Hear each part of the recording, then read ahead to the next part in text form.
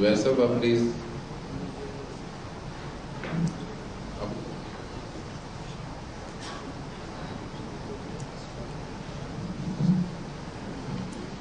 Captain Jameel Akhtar Khan sir. Captain sir is actually the pioneer of Takaful business in Pakistan as well.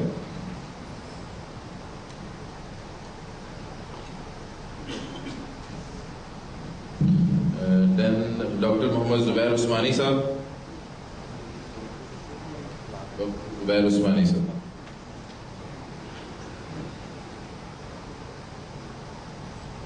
Mr. Rahil Iqbal.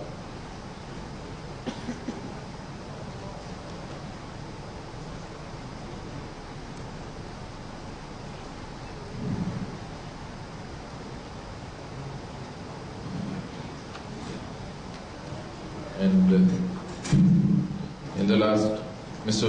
Mashood Ahmed Siddiqui. Siddiqui sir.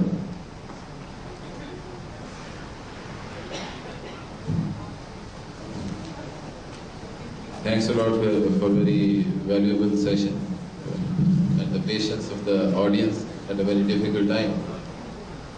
I hope now we'll be having a bit more interactive type of discussion. We have, before the last technical session, we have a panel discussion.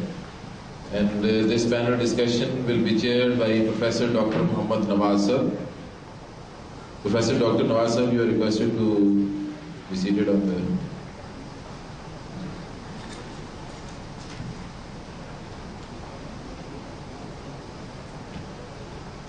Professor Saab is the Vice Chancellor of University of Veterinary and Animal Sciences, Lahore.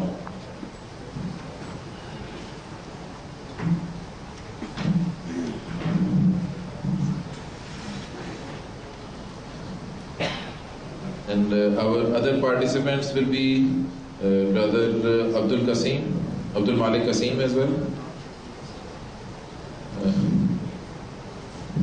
Brother Abdul Malik Qasim is the State Minister of Religious Affairs, Domestic Trade and Consumer Affairs, Penang State of Malaysia.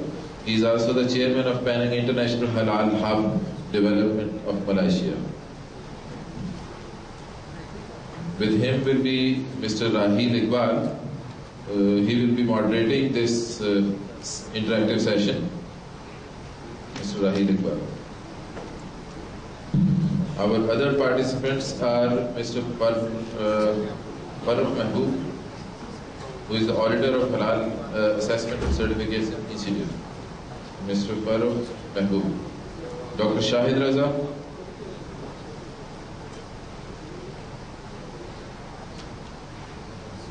Then we have Major Retired Nadeem Yusuf Saab, who is the Executive Director, Big Bird Group. Major Nadeem Yusuf.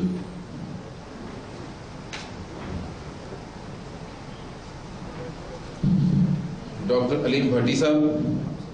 Dr. Aleem Bhatti.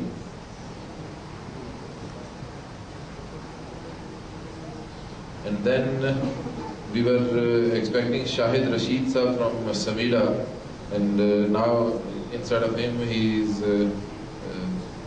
has sent his manager, Mr. Adnan Ali. Mr. Adnan Ali from Samida.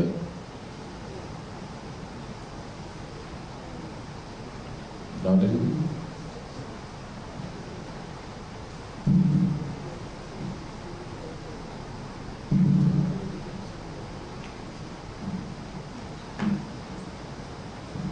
Mr. Adnan Ali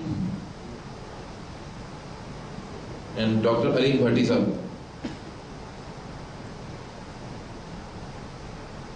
Anyways, I hope Rahil Iqbal will look after Brother Rahil Iqbal.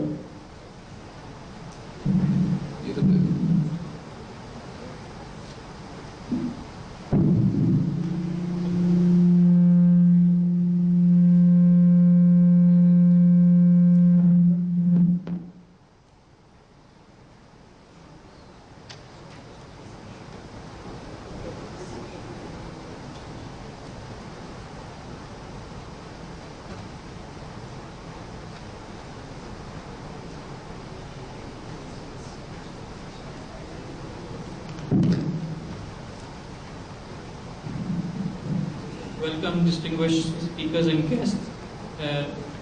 In this panel discussions, it is an interactive session with all our participants over here. I would first like to introduce all the participants. Thank you, Vice Chancellor Sahab, Professor Dr. Mohammad Nawaz Sahab, State Minister Abdul Malik Qasim Sahab.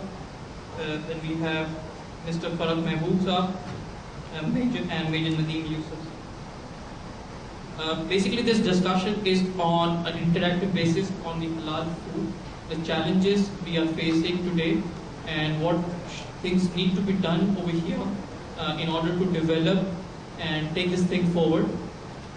First of all, with the permission of the chairman, I would like to play a video on the topic that what do we eat and what do we know. So just bear with us 10 minutes and we'll just see a video first. Bismillahirrahmanirrahim. Bismillahirrahmanirrahim. First of all, I would like to thank the Halal Research Council for giving us this opportunity to discuss these things about halal. And I am here since this morning, and I am listening all about this halal certification thing. About 3 pigs and 4 people. I spent about 3 years researching, and in these years I met all kinds of people, of course farmers and butchers, but I also met plastic surgeons, aluminium mold makers and pharmacists. The design of the book is made in cooperation with Julie Juliat, who's a graphic designer. We'll start with the back of the book, actually, because once the pig is slaughtered, he gets a stamp, which is this stamp. This is the back of the book. There's a copy of the ear tag of a pig with number 05049. This was actually a real pig living in the south of Holland. And also the title of the book is named after him, Pig 05049. The subtitle of the book is 1-to-1, which means that it's an attempt to show in a 1-to-1 scale all the products from this single pig.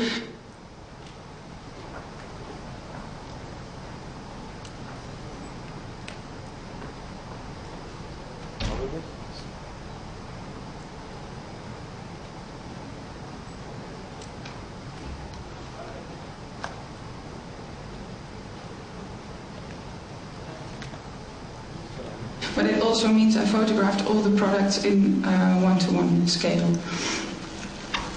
The book starts with a diagram showing all the different body parts of the pig. There's skin, bones, meat, internal organs, blood, fat and miscellaneous. And together they weigh 103.7 kilograms. And here's the next diagram, which shows all the 185 products that I found based on where in the body of the pig they came from. And then there's this diagram, which connects all these products in lines to the pig. I see that you can't see these lines, but actually there's the pig and the body part and the lines connecting them to these products. And what I think is interesting here is that these lines are not visible in real. They're there, but they're not visible, which means that farmers have no idea what happens to their pigs. But also a lot of the end producers don't know that they're actually using pig in their products. The first chapter of the book is skin, which contains 3 kilograms of the pig. And the first product is actually a kind of crisp, which is called scratchings, which is made of the skin of the pig. I showed you the stamp in the beginning, because here, if you look closely on the bottom, you see an N, which is actually the N from the Holland stamp that was put on the pig. There's lots of beauty products in this chapter. Collagen derived from skin is used in injectable collagen, which is used in plastic surgery to inject into wrinkles.